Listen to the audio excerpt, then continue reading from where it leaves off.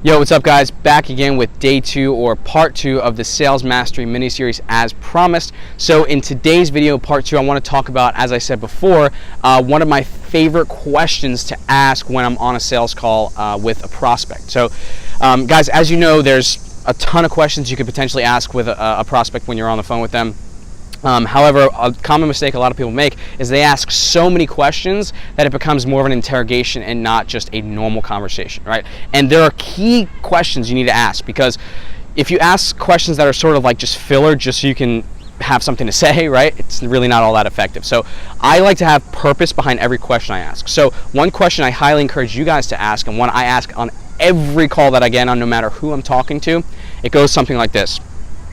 So let's say their name is Bob. So Bob, you know, we've spoken to a ton of plumbers in the past, over the past 6 months, over the past year, whatever it is, and we've talked to a lot of people that are in different stages of their business. So what I mean is we've talked to plumbers who are like, look man, we don't care whether or not we grow. We're kind of indifferent to the whole growing thing. We're happy with where we're at. And then we've also talked to other plumbers that are like, look man, we need new jobs, new appointments, new phone calls like yesterday.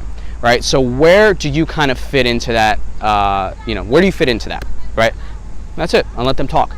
So guys, what that question does is a couple of things. Right, the first thing it does is, it's very subtle, but in the very beginning I said, hey John, or hey Bob, whatever the fuck their name is, we've talked to a lot of plumbers over the past 6 months. That says you've talked to a lot of plumbers, right? So it instills some confidence, some trust. It basically positions you as more of an authority and gives you some more credibility. Is that true or not? I don't know. But you need it in your mind, you have to start thinking that way, okay? And at a certain point, it will become a reality. You will have talked to a ton of plumbers or electricians or whatever the case may be. But if you haven't already, just say it. Okay, guys, you've talked to a ton of plumbers over the past 6 months, over the past year, whatever you want to feel more comfortable saying, right?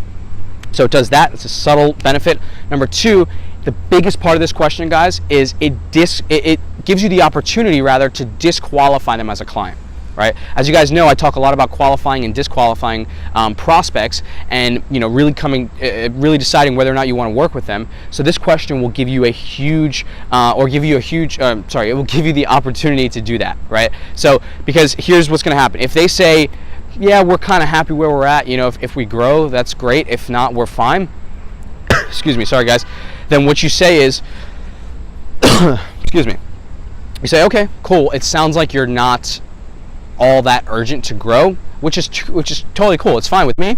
It just won't really be the best fit for us to work together. So that right then and there, if you ask that question early on in the conversation, which I highly encourage that you do, and that's how I do it, is it gives you the opportunity to say, look, if you don't want to grow, that's totally cool with me. It's not a problem. I don't mind. If you don't want to grow, it's fine with me. It just won't make sense for us to work together, because, and you can also add this in, guys, we only work with growth-oriented business owners who are actively looking to grow. And if you're not, again, it's cool, it's fine. We just won't be the best fit, right? And then, guys, as I've said before in past videos, what usually happens is they'll say something along the lines of, well, actually, hold on a second, we do want to grow. Because once you start taking the offer away, once you start showing them you're going to leave, they want you to come back even more, right? It's one of the most powerful strategies or philosophies, if you will, not just in sales, guys, in just communication. Take it away and they want it that much more. Super powerful stuff, right? So that's what that does. And then if they say, yeah, we need calls coming in like yesterday, that's good, guys. That's a good thing. It means they actively want to grow their business, right? And then you can go from there, right? And one thing I always like to add in, guys, is if they say, yes, we do want to grow, we're ready to grow, we're looking for some solid growth, tell them, okay, awesome. That's exactly the type of business owner that we're looking to work with. So I'm glad that we're on the same page. And then you keep going from there, right? And then you can say, yeah, because we've talked to this, and they've all said different things. We just want to make sure that we're talking to somebody and we're working with somebody who is going to be a good fit for us. That's all it comes down to, guys. Super powerful stuff. Again, I didn't want to make this video too long because I want to get this sales tip out to you. This is part 2.